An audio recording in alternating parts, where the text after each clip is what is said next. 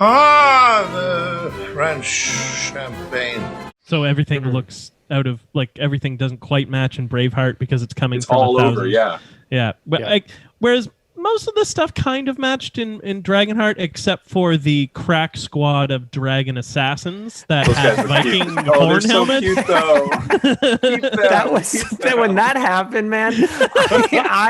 And they had the shot of them standing there like the fucking Avengers, and again. Four of them Speaking get of taken out Mortal immediately. Kombat Annihilation again, suddenly you had these. They had horns, and their swords had horns, and the shield had horns, and the axe had a dragon with wings on. I was like, what? It was just a movie that was trying to take its fantasy and ground it, and then just jumping way back off the deep end again. Yeah, I think in terms of the period design of Dragonheart, in my head, I was like, it's ahistorical. It's like, vaguely Celtic Dark Ages, and they said whatever. Nope, they said a year. So we're in about the year 1000, and actually, it starts in 984, and then they go 12 years later, which would be 996, which is 1,000 years before the movie was made. Which is, I think, the only reason they said when it is, because if they had a historical consultant, they'd realize that they're like 200-300 years too late. If they're in like the early Saxon period, when there'd still be Celts, and like theoretically people like still venerated the idea of like there being a real historical King Arthur, and that's the idea they're going for. It's maybe set a little late, but their approach to the period armor and weapons is a little more consistent than Braveheart's. At least they're at least landing it in like the early Middle Ages. They're vaguely Anglo-Saxon with some Norman stuff thrown in, like the teardrop shields is super Norman. But Braveheart is all over the map. They're just like, what's the Middle Ages? Okay, that, and then also like everything from parts of the world that are nowhere near Scotland. We're gonna do that stuff too. We're gonna do a bunch of stuff from Conan the Barbarian. We're gonna pull all this stuff in, and it's just like whatever we want. They wear like rough leather and stitches and things. Daniel, your thoughts? Hot take in the field. Daniel, go. Again, not a history buff, so I have no comment on this. But Dan, what do you think? What do you think like cinematography though? Like not just like fuck historical accuracy for a second. In fact, fuck it forever. Sorry guys, but. No, Jack's coming down. No, I'm just joking. But in terms of this, like the use of shots, and because again, I thought Braveheart was pretty beautiful. I thought its use of dream sequences and how they were done were effective, but not overly like kitschy.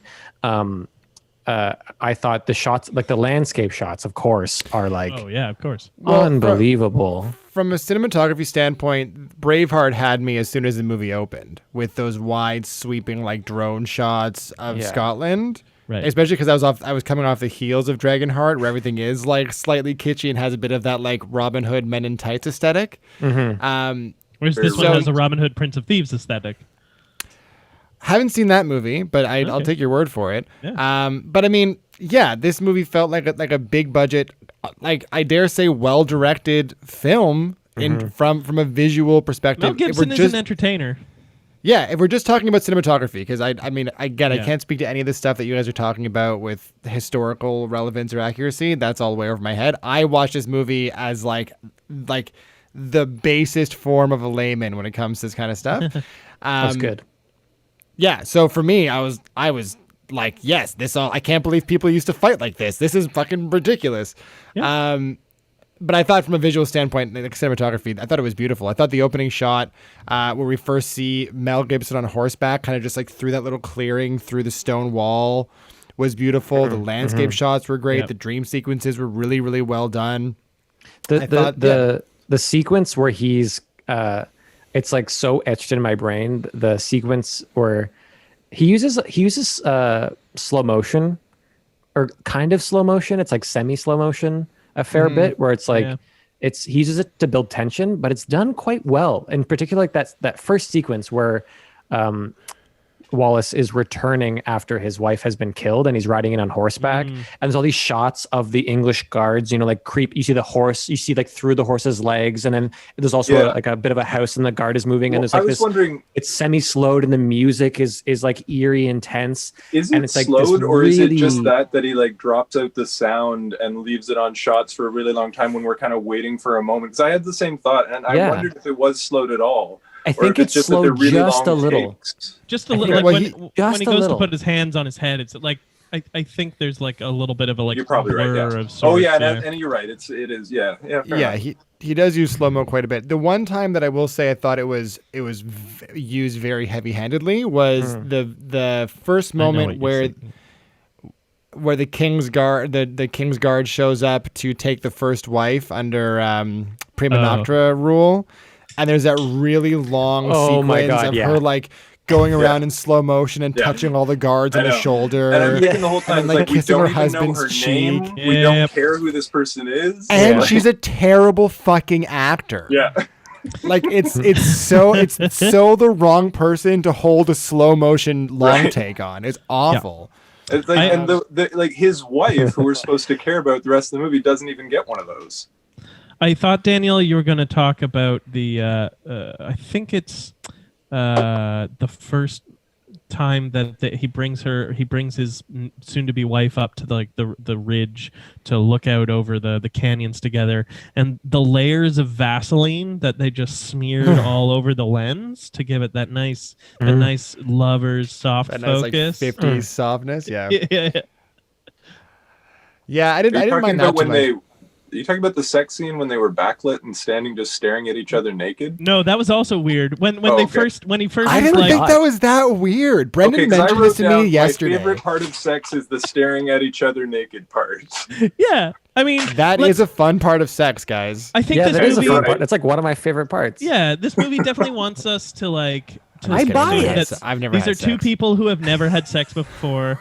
They're virginal. They're pure. That's what this movie. Not that like maybe for her that was true historically, but for him he was a lower noble who like was romping his way through. Well, Europe. Let's not bother them with history anymore. Let's go with they're both pure and virginal and beautiful, and their nipples are backlit so we can see the little hairs. Yes, and they were freezing cold. Yeah, I didn't get the vibe too much that we were supposed to expect him to be virginal, but certainly her, right? Like, so she's the one facing away because she's more shy and it's new, where he's facing her because he's like. And he's worldly. Like, he's established as worldly. Guys, I bought it. Like the romance in this movie was, I thought, quite beautiful. Like the romance between them was beautiful. I thought the romance between him and the French princess was completely unnecessary. Totally just stilted. like shoehorned. Yeah. But they needed to kill Longshanks with the knowledge that his grandson is not his grandson. Which definitely wasn't true, and it was just a point that I was like, why are you doing this movie? The kid that she's pregnant with, I'm sorry, I'm going to do it again, is Edward III. Damn it. Who's a really, really important king. The end. Yeah. Well, I guess we've moved on from looks a bit. Let's move on then. Let's say end of round. The citizen game of the week is